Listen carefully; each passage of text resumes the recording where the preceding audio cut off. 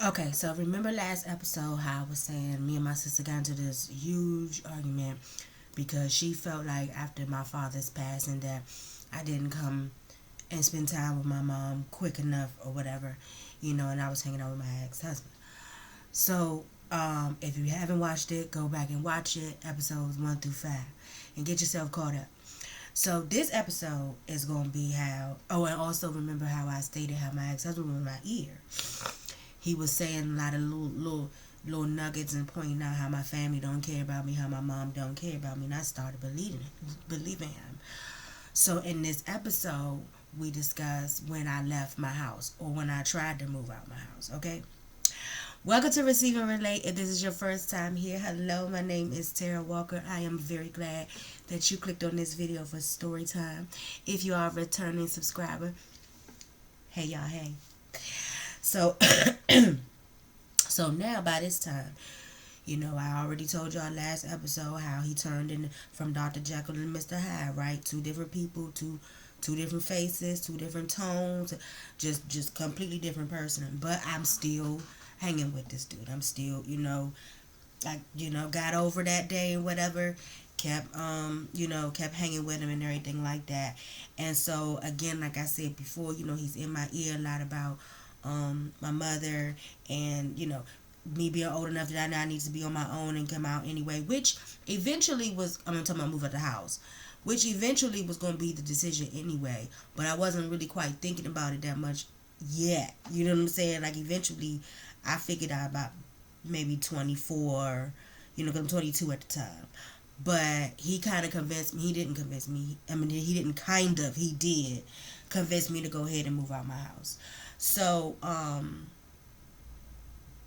we found this room. He knew somebody who rented out rooms, and we rented out this basement in a home. Right, had one bedroom, one bathroom, kitchen, and a living room area like that. Right, and so but it didn't have any. That's what it was. It didn't have furniture.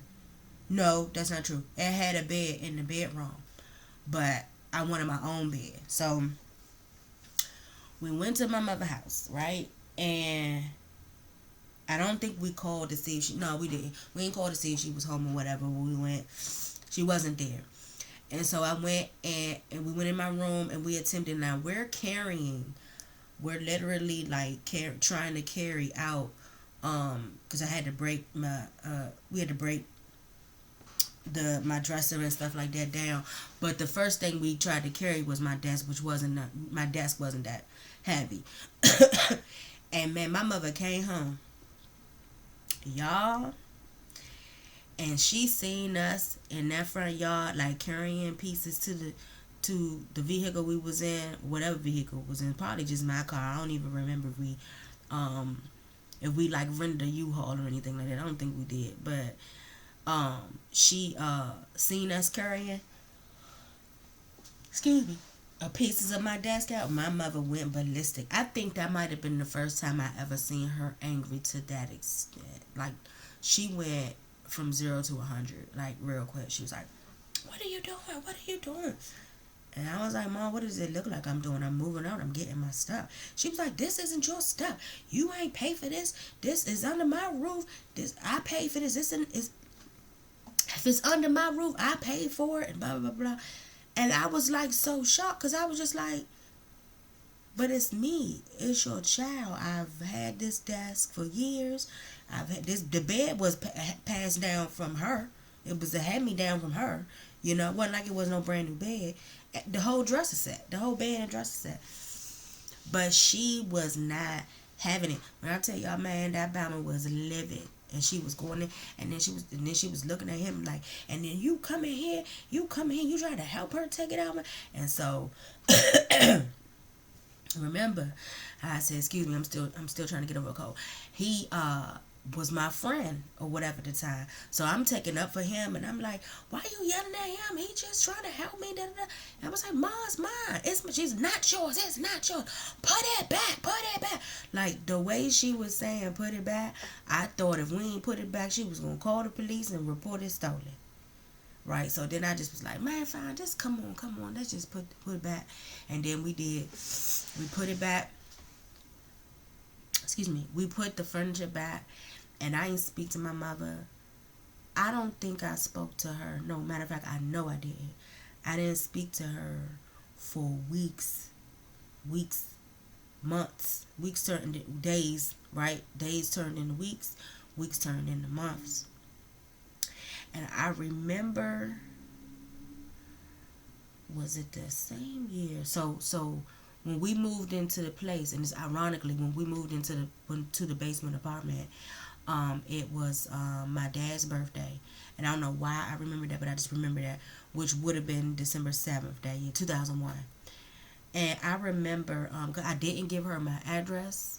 I didn't call her and tell her, where I was. If I'm not mistaken, I think I got another number too. Like, I literally, like, he just had me so in my head about, and especially after that happened, if he was already in my head about my mother, that right there was the straw, what they call the straw that broke the camel's back. That really made me separate completely from her and my family. And I don't think was it the same year? Because we moved in December 7th. I don't think it was the same year, because I don't think she knew where I was for a long time. I remember it being Christmas time. So I want to say it was probably the following year. I'm just going ahead real quick. I just want to throw this in there. How long it had been since I talked to y'all. Let me tell you how, man, listen, don't judge me. I mean, you can if you want to. I was a whole different person back then, right? But how I was so wrapped up into the narcissism of it all, right? My mom mailed me a Christmas card.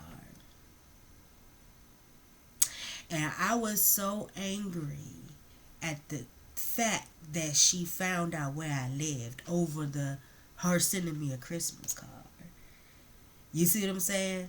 So when I showed him at the time, he was like, how she found it? So I would later find out, because first of all, my mother's a retired government employee, right? But we used to have a next door neighbor who was a cop, and I just put two and two together. I never, I didn't. She actually never admitted to it. Years later, when we would talk about it later on, well after my divorce, but I knew it was him because she wouldn't say it wasn't. The next door neighbor was a cop, and I believe she got him to investigate and find where I was on low key. You know what I'm saying, of course. And but I was angry that because I was like, dang, like, you gotta find out, you gotta know what I'm doing, but see, I gotta understand, this is where my mind was at the time. I love my mother very much, and I still do that to this day, always did, you know what I'm saying? But when you're dealing with a narcissist, this is what comes with it. Like, they will literally manipulate everything about you and everything you believe, you know what I'm saying, if you allow it. And most people allow it because they don't realize what's happening to them. That's the end of this episode. Yes, my mother went ballistic when we tried to move my furniture out. If you have not subscribed yet, I don't understand why you haven't, because it's a more to come, so you might as well subscribe. Go ahead and because I ain't even scratched the surface of this story. I'm telling y'all, it's been a long awaited time for me to publicly tell this story, but it was God's timing, okay? And he said, daughter, it's time to tell it now. So y'all need to turn them notification bells on, like, share, and subscribe, cause it's about to be a doozy. Okay, next episode, matter of fact, it's about to be a doozy. And when you watch the next episode, please make sure no children are around. If you're watching in the evening, make sure they in the bed, tucked away, night. If you're watching during the day, go in another room where they cannot ear, or put your earpods on, because it's about to get down to the nitty gritty. Okay. Also, if you have not already, go ahead and watch episodes 1 through 5, I believe now. And yeah. If you can relate to anything that I have said so far in this episode or any other episodes, go ahead and comment below. Let me know. Remember, people receive when they can relate. I love you. Oh, wait. Yes. So, got that. I created an ebook because I had these situations and have extensive experience on being with narcissists. I have some help for you. If you are in a current situation like this, if you believe that you're in a current situation like this, or if you have been, or if you just want to know how not to deal with them anymore, all the above, I got you. I got tips and I got information and how to heal from narcissistic traits. So it's called Tara's Tips on How to Break Free, from narcissistic traps. I will leave it in the comment section below. Click the link, download it, purchase it. I pray you are blessed by it because I put in some work into this ebook. And yeah, if you feel led to sow into the ministry, that information will also be in my bio. No, it will be in the show notes. It will be in the description notes. Yeah. Okay. All right. I love you, but know that God loves you more. See you next time.